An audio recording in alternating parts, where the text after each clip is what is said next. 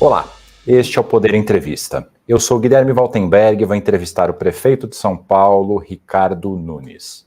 Nunes tem 56 anos de idade e é empresário. Antes de ser prefeito, foi vereador de São Paulo por 2 mandatos e vice-prefeito da maior cidade do país. Assumiu depois da morte de Bruno Covas, com quem foi eleito em 2020.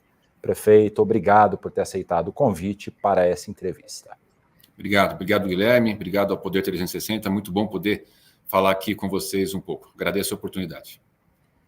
E agradeço também a todos os web espectadores que assistem a este programa. Essa entrevista é realizada ao vivo por videoconferência no estúdio do Poder 360 em Brasília, em 23 de novembro de 2023. E para ficar sempre bem informado, inscreva-se no canal do Poder 360, ative as notificações e não perca nenhuma informação relevante.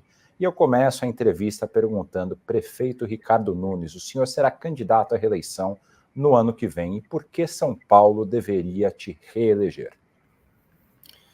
Guilherme, é natural que seja candidato à reeleição. Eu dei continuidade ao trabalho do prefeito Bruno Covas e a cidade chegou num patamar hoje importante da sua saúde financeira e capacidade de realizar investimentos e prestar serviços para a população. Nós pegamos basicamente 2 anos de pandemia. 2021 foi o ano onde teve o pico da pandemia. Ali, abril, maio, morriam 275 pessoas por dia na média móvel. A cidade de São Paulo foi exemplo, através da nossa gestão, escutando sempre a ciência, de como combater aquela situação. Nós nos tornamos a capital mundial da vacina, não faltou leito de enfermagem, de UTI para ninguém, fizemos um grande trabalho. E, dando continuidade àquilo que o prefeito Bruno Covas vinha desenvolvendo, a gente chegou com a cidade hoje no patamar que a FIT, essa agência internacional que classifica os países, estados e municípios, deu a classificação de AAA para São Paulo. Alto grau de investimento, baixo nível de endividamento.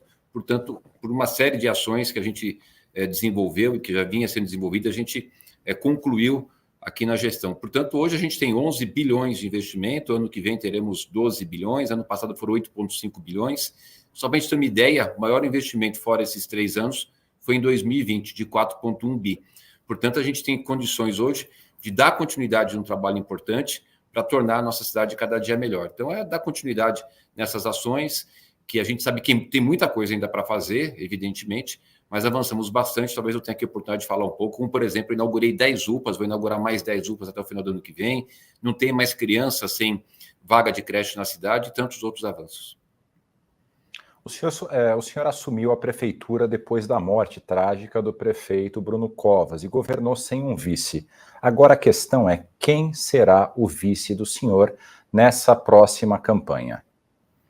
Guilherme, em 2020, quando o Bruno Covas resolveu me chamar, me escolheu como vice, ele me fez uma ligação no dia 11 de setembro, no ano da eleição, bem próximo da eleição.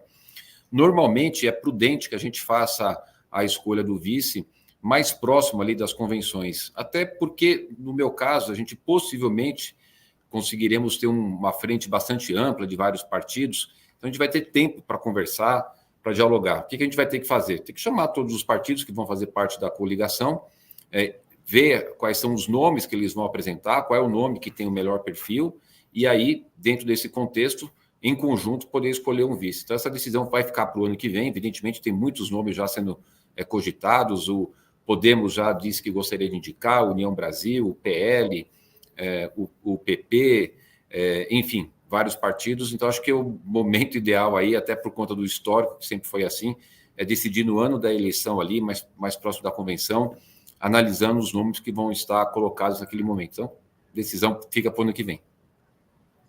O senhor citou aí alguns partidos, o PP, o PL, o Podemos. O senhor já sabe quais partidos devem te apoiar no seu pleito no ano que vem? Olha, Guilherme, você sabe, eu acho que é Tancredo Neves que falava que política é igual nuvem, né? Tem uma hora que está num lugar, outra hora está em outro, de falar do cenário de hoje, o que a gente tem, não de certeza, mas o que a gente tem hoje de uma perspectiva de que possam estar junto com a gente. O Podemos, o União Brasil, o Podemos, por conta do nosso diálogo com a presidente Renata Abreu, União Brasil com o presidente e o grande líder aqui de São Paulo, Milton Leite, o PL, pelos próprios contatos que a gente tem tido com a presidência e o presidente municipal aqui, o vereador Isaac Félix, O PSDB, até por conta de que é uma continuidade do governo do PSDB, a gestão Bruno Covas é uma continuidade, não teria nenhum sentido a gente não continuar juntos. O MDB, meu partido, também o Republicanos, né, com uma conversa muito boa que a gente já teve com todas as lideranças e o presidente Marcos Pereira, o PP com o presidente nacional Ciro Nogueira também, já dizendo da intenção de estarmos juntos, o Solidariedade com o Paulinho da Força também já declarou que tem intenção de estar junto. Agora, o PSD, muito possivelmente, o presidente Kassab ainda não declarou, mas já deu bons sinais, já participamos de várias reuniões onde ele falou que era muito importante a continuidade do trabalho, que seria um risco para a cidade de São Paulo, ainda mais ele, quando foi prefeito, trabalhou muito essa questão da ordem, que seria um risco muito grande para a cidade ter o meu principal adversário como prefeito, até porque ele não teria sequer condição moral de deixar a cidade ordenada. PSD, PP, PL, Republicanos, acho que são esses, por enquanto, que a gente tem conversado. Então, a minha expectativa é de que esse diálogo, que até agora está sendo muito positivo, ele permaneça e a gente consolide no ano que vem. O senhor mencionou o PL do ex-presidente Jair Bolsonaro. Nesse mesmo estúdio, o presidente do partido, Valdemar Costa Neto, defendeu essa opção de apoiar a sua candidatura à reeleição. Mas ele deixou em aberto de que essa decisão vai ser do ex-presidente Jair Bolsonaro, que tem sido um pouco dúbio com relação a esse apoio. Já está fechada a aliança com o PL ou ainda tem a chance de essa aliança não sair? Olha, Guilherme, a gente tem por parte do presidente nacional, Valdemar Costa Neto, essa opção de continuar junto, até porque na eleição de 2020, o Bruno, cabeça de chapa, e eu de vice, o PL participou da coligação.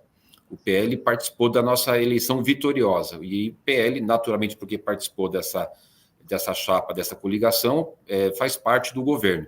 Então, não tem nenhum sentido um projeto que está dando certo, que a gente ganhou junto em 2020, fazem parte do governo, o governo está sendo muito bem avaliado, fazer com que tenha alguma mudança de rumo. Tem um histórico nesse processo com o PL, isso que é importante que as pessoas compreendam, não é uma decisão pontual lá do ano que vem, né? Tem todo um contexto. O presidente municipal também, o vereador Isaac Félix, já declarou de forma muito clara de que deseja que o PL esteja com a gente. Ele até já falou, o PL vai estar com o Ricardo Nunes.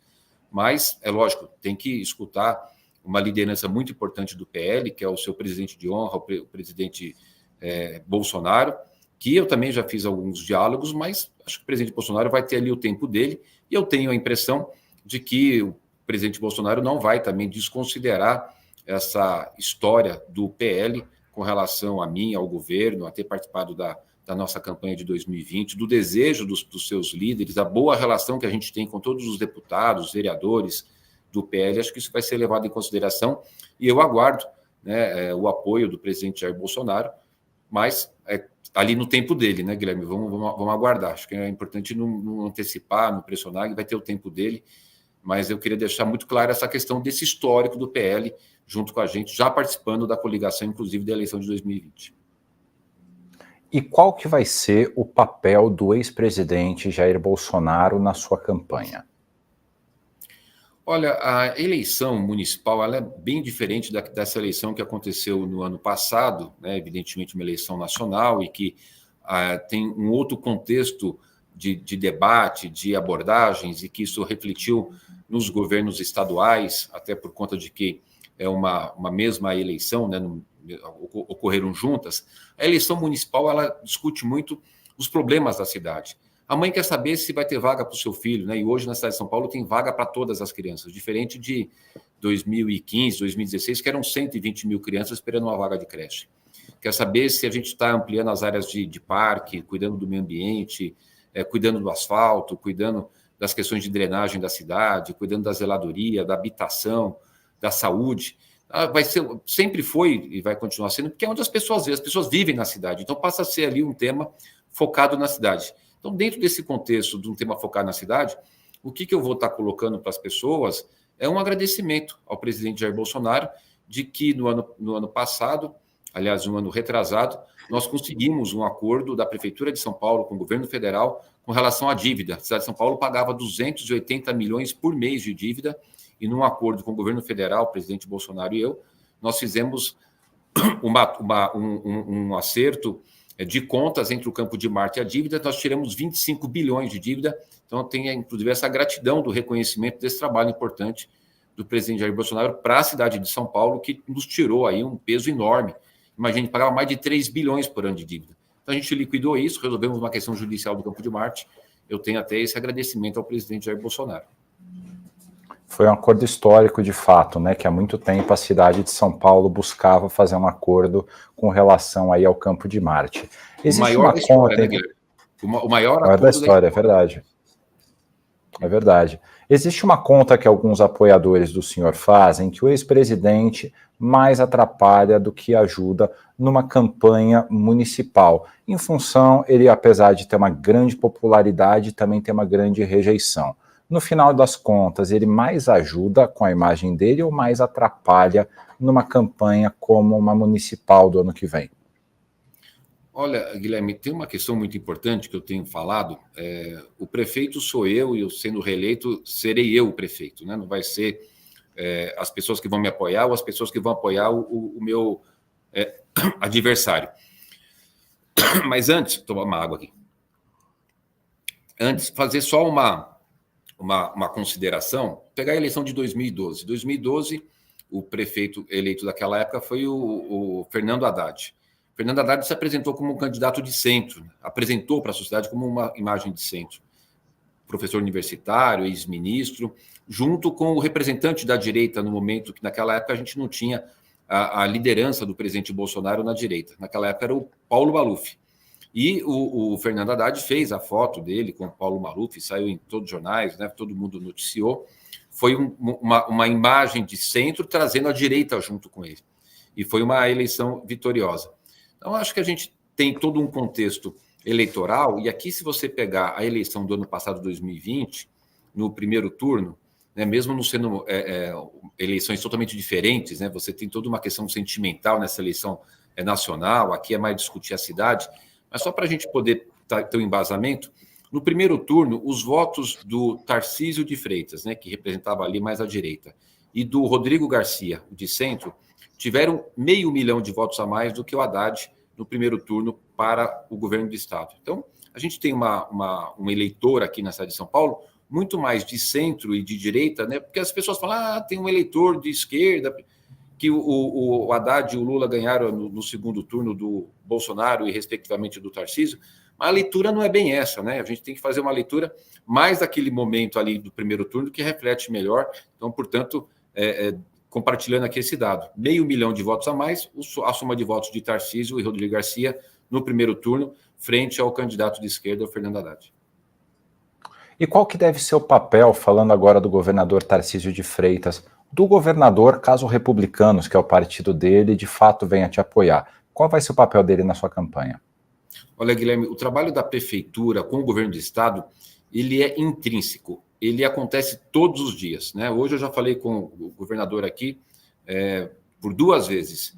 A questão de segurança, a questão de iluminação, a questão de mobilidade, a questão de cuidado de mananciais, todos os assuntos que envolvem a Prefeitura de São Paulo no seu dia a dia, no seu cotidiano, tem uma correlação com o governo do estado. É muito importante esse trabalho conjunto de Prefeitura e governo do estado. Eu tenho uma relação com o Tarcísio muito boa, né? Excepcional. Transcende até essa relação de governador e prefeito, temos até uma relação de amizade. Então, onde vai aparecer o Tarcísio na campanha? Acho que é nessa questão de mostrar essa importância desse trabalho conjunto. É impossível você governar uma cidade sem estar alinhado com o governo do estado, né? Ou, se não for o impossível, se for muito forte, vai ser algo não produtivo para a cidade, esse alinhamento. É fundamental para a cidade de São Paulo ter uma gestão que esteja alinhada com o governo do estado. O senhor mencionou em uma das suas respostas que o seu principal adversário, mesmo sem citar o nome dele, é o Guilherme Boulos, do PSOL, ele não teria condições morais de falar sobre ordem, né, que é um dos temas que o senhor elenca aí como sendo relevantes para a campanha do ano que vem. Por que, na sua opinião, o Guilherme Boulos não tem condição de falar sobre ordem, questões de ordem na cidade de São Paulo? Olha, Guilherme, é pelo próprio histórico dele, né? Uma pessoa que hoje ele tenta dar uma impressão e passar um verniz de que não praticou e não pratica invasões, mas estão aí, né? Não adianta, a história é história. Pega, por exemplo, a ocupação que ele fez em 2013 da Nova Palestina. Ele liderou, depois de 10 anos, inclusive está lá, aquele local, tirou todas as árvores lá perto da represa Guarapiranga, tem lá algumas dezenas de barracos de lona, depois de 10 anos, né? Olha a política habitacional dele, ele quebrando lá a Fiesp, isso está filmado, deveria quebrar mais. No começo desse ano, ele ingressou com uma ação judicial contra a Prefeitura de São Paulo, que a gente não poderia tirar as barracas das ruas, das calçadas, e evidentemente trouxe todo um transtorno para a cidade. Tem um comportamento sempre de ser muito alinhado ali às questões de desordem. Se alguém fizer alguma ação de ocupação em alguma área pública, né, como ele sempre teve alinhado com isso, como é que ele poderia ter ali uma condição de autoridade para poder colocar a ordem e fazer com que essa questão da zeladoria possa se manter eficaz, eficiente. Essa relação que tem com esse pessoal do Craco Resiste na Cracolândia. Então, tem uma coisa assim, que é o real da vida dele, o que ele sempre foi, o que ele sempre defendeu, e agora tem se colocado aí com certo verniz para que ele apareça uma outra pessoa, mas as pessoas sabem, né? Tá aí o histórico da vida, eu tenho o histórico da minha vida, você tem da sua, cada um tem, muito claro aí, ainda mais hoje, né? Com todas as questões de rede social, com todas as matérias que foram feitas na época e recentemente, então, por conta do histórico dele. Mas o presidente Lula deve apoiar o nome do Boulos aí para a eleição de São Paulo. Isso não fortalece, de alguma forma, o nome dele para essa eleição? Eu acho que não. Se você pegar, por exemplo, a reeleição do prefeito Fernando Haddad, ele tinha apoio do Lula e ele não ganhou nem de votos brancos e nulos, né? Perdeu no primeiro turno. A questão municipal ela está muito focada na questão do dia a dia da cidade. Se você pegar todo o histórico, né? Nessa última eleição, por exemplo, a gente teve uma situação do Bruno Covas e nós tivemos 60% dos votos, né? E a gente enfrentou o Guilherme Boulos, que tinha apoio do Lula, do PT no segundo turno. Não houve, assim, uma influência desses apoiamentos nacionais nas eleições em nenhuma delas. Não houve aqui nessa reeleição do Bruno, não houve na eleição do João Dória em 2016, não houve na eleição anterior, onde o Kassab foi reeleito. Então, eu não vejo que isso vá influenciar, porque é o histórico da cidade. A cidade se preocupa muito. Isso é um país, né, Guilherme? É muito sério você tocar isso aqui. São 12 milhões de habitantes. Nós vamos ter mais de 100 bilhões de orçamento ano que vem. São 7 milhões de pessoas que circulam nos ônibus. Nós temos um volume enorme, mais de 1 milhão de motos que circulam. Enfim, é um conjunto de ações necessárias que precisa ter alguém com muita experiência, com muita tranquilidade, que tenha respeito das instituições, uma boa relação com a Câmara Municipal, com as instituições. Então, eu creio que isso vai pesar bastante para as pessoas. Quando você decide ali o voto do prefeito, está decidindo a sua vida. As pessoas vivem nas cidades, né? Que ele vai decidir como é que vai ser o dia dele ali, né? Você pega essa questão da greve do metrô, o Guilherme Boulos apoiando aquela greve ilegal que gerou transtorno para milhões de pessoas aqui na cidade de São Paulo. Não dá para a gente ter uma situação, e a população vai observar isso, independente de quem esteja apoiando ele ou não, alguém que possa trazer um caos para a cidade. O senhor citou agora há pouco o nome do ex-prefeito e ex-governador João Dória. O senhor pretende buscar o apoio dele para as eleições do ano que vem? Eu já vi uma matéria do prefeito João Dória declarando que votaria em mim. Evidentemente, nós temos que ter muito apoio. Estamos trabalhando para ter uma grande frente de apoio. Vou procurar, no momento oportuno, todos os apoios necessários. Outro dia, estive conversando com o ex-governador Rodrigo Garcia. Hoje, isso é uma matéria que até me emocionou um pouco, né, do Tomás Covas, filho do Bruno Covas, declarando... seria natural, né? Mas não esperava só que ele fosse fazer uma declaração para a imprensa, né? Evidentemente, a gente tem uma relação de proximidade muito forte, até pela relação que eu já tinha com o Bruno, né? E ele ter perdido o pai, a gente mantém uma relação próxima, mas ele fazer uma declaração para a imprensa de apoio, um menino tão novo ainda, com 18 anos. Então, a gente vai ter muitos apoios numa ação porque eu imagino que será o centro e a direita para vencer a extrema esquerda e salvar a cidade de extremismos. Uma das características das eleições de 2020 aí em São Paulo foi uma espécie de um rompimento com a polarização que existia naquele momento. O Bruno Covas contra o Guilherme Boulos, apesar de serem pessoas de espectros ideológicos bastante distantes, eles tentaram fazer uma campanha bastante limpa, de bastante debate e poucos ataques. Ao que tudo indica, as eleições do ano que vem vão ser um pouco diferentes, vão ser um pouco mais polarizadas. Na sua avaliação, em 2024, a polarização vai ser mais forte do que em 2020 na cidade de São Paulo? Guilherme, eu acho que não. Acho que a gente vai ter um debate muito aquecido sobre a questão do posicionamento dos candidatos. A gente vive momentos assim que requer muito a resiliência das cidades. Eu acabei de tomar posse agora como presidente do Mercocidades. Mercocidades é uma instituição que reúne 375 cidades do Mercosul. Ontem fui eleito, junto com o prefeito de Madrid, para presidir a UCSE, a União das Cidades Capitais Ibero-Americanas. Então, São Paulo está se destacando muito nesse cenário internacional. E por que eu estou falando isso? Porque em todos esses encontros internacionais tem sido muito forte, muito relevante as preocupações com uma série de questões relacionadas às mudanças climáticas. Então, as pessoas vão decidir. Eu acho que essa questão de capacidade de ampliação de área de cobertura vegetal, ampliação de parques, respeito ao meio ambiente, essa questão da oportunidade de geração de emprego e renda, a condição, a capacidade de desenvolver obras para a cidade, para drenagem, microdrenagem e contenção de encostas, canalização de encostas. Portanto, é a gestão da cidade. Fazer a gestão da cidade, cuidar de tudo isso e manter a cidade de uma forma harmônica, em paz, é muito importante. O que vai ter esse debate é isso. Você vai querer alguém que possa tocar a cidade, que conseguiu ajustar a questão das finanças, capacidade de investimento, fazer frente aos grandes desafios, ainda mais agora nesse momento das mudanças climáticas, né? Manter a ordem, gerar emprego e renda. Só para você ter uma ideia, Guilherme, de 2021 até agora, vieram para a cidade de São Paulo, porque a gente tem segurança jurídica, tem respeito às leis, 43 mil empresas, que estavam em outras cidades e municípios e vieram para São Paulo, 43 mil empresas. Abriram novas outras 341 mil empresas. Então, o empreendedor, ele sabe que aqui ele tem um governo que respeita as leis, que tem um respeito enorme pela propriedade privada, pela capacidade das pessoas empreenderem e gerar emprego e renda na cidade.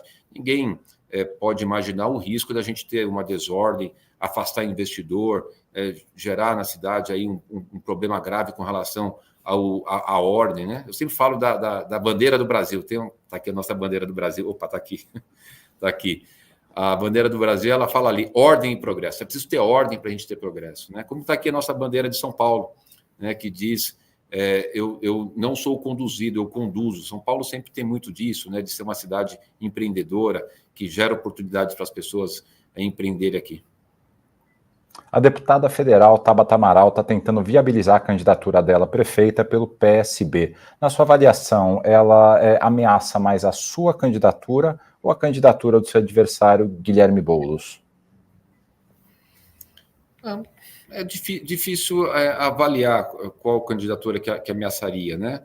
Eu não saberia te dar essa resposta, né? Eu sempre gosto de dar uma resposta assim quando eu tenho muita certeza dela. Se eu falar alguma coisa para você aqui, vai ser um chutômetro, eu não saberia avaliar. Aí a gente vai ter que fazer pesquisa, entender como é que esse eleitorado se comporta, qual que é o perfil do eleitorado que eventualmente vá com ela. Eu não saberia agora, sinceramente, viu, te falar para qual eleitorado que ela atingiria mais, seria meu ou do adversário. A nossa entrevista está chegando ao fim, mas eu queria duas avaliações do senhor. A primeira, como é que o senhor avalia o primeiro ano de governo do terceiro mandato de Luiz Inácio Lula da Silva? Olha, tem alguma coisa que é importante a gente ter, que é o seguinte: para tudo acontecer de uma forma harmônica, as coisas conseguirem avançar, a questão da responsabilidade fiscal é algo fundamental. É como na conta da gente, se você ganha R$1.000 por mês e você gasta 2.000, você vai ter problema, você vai entrar no cartão de crédito, você vai desestabilizar. Então, essa questão foi uma coisa que a gente fez muito, começou em 2017, o Bruno desenvolveu, eu cuidei muito da gente poder ter aqui a responsabilidade fiscal da saúde financeira da cidade, por isso a gente está possibilitando ter tantas obras. Hoje nós temos 1.300 obras acontecendo simultaneamente. E o que me preocupa desse primeiro ano do governo Lula é essa questão do rombo fiscal, né? Passar de 170 bilhões é algo preocupante, essa conta vai acabar vindo em algum momento, a gente pode ter uma sensação inicial por conta de alguns serviços entregues agora, mas a conta vai acabar vindo. Como a gente pegar o cartão de crédito, começar a gastar, é muito legal, mas a hora que chega a fatura, aí começa a sofrer o amargor das ações não responsáveis com relação à questão da responsabilidade fiscal. E do Tarcísio, como é que o senhor avalia o primeiro ano? Eu acho que o Tarcísio é uma pessoa muito equilibrada, a gente até tem um perfil muito parecido, né? Bastante equilibrado, está fazendo as coisas de uma forma no tempo correto, acho que ele montou uma boa equipe, a gente tem relacionamento aqui direto com todos os secretários do Tarcísio, são todas pessoas muito bem preparadas, pessoas muito sensíveis, pessoas tranquilas que estão ali só para buscar o resultado. Ele tem ali uma meta de tornar a cidade, o estado de São Paulo, né, um estado pujante, conseguiu trazer muitos investimentos, ele fala na casa de bilhões de reais de investimento nesses meses que ele está. Então, tem uma avaliação muito positiva da administração do governador Tarcísio, ainda mais por essa relação muito boa do governo do estado com a prefeitura de São Paulo, um diálogo aberto, reuniões praticamente diárias entre a equipe do Tarcísio e a minha, para poder ajustar todas as ações. Acho que tem sido muito acertado. Chega ao final essa edição do Poder Entrevista. Em nome do jornal digital Poder 360, eu agradeço ao prefeito de São Paulo, Ricardo Nunes. Muito obrigado. Obrigado, Guilherme. Um abraço a todos aí, todos os telespectadores do Poder 360. Espero em breve voltar aqui para a gente conversar um pouco mais. Obrigado, boa tarde. E agradeço também a todos os web espectadores que assistiram a este programa. Essa entrevista foi realizada ao vivo por videoconferência no estúdio do Poder 360 em Brasília, em 23 de novembro de 2023. E para ficar sempre bem informado, inscreva-se no canal do Poder 360, ative as notificações e não perca nenhuma informação relevante. Muito obrigado e até a próxima. Poder Monitor, a ferramenta mais completa para monitorar os três poderes. Acesse agora poder.cc/monitor e ganhe 30 dias grátis.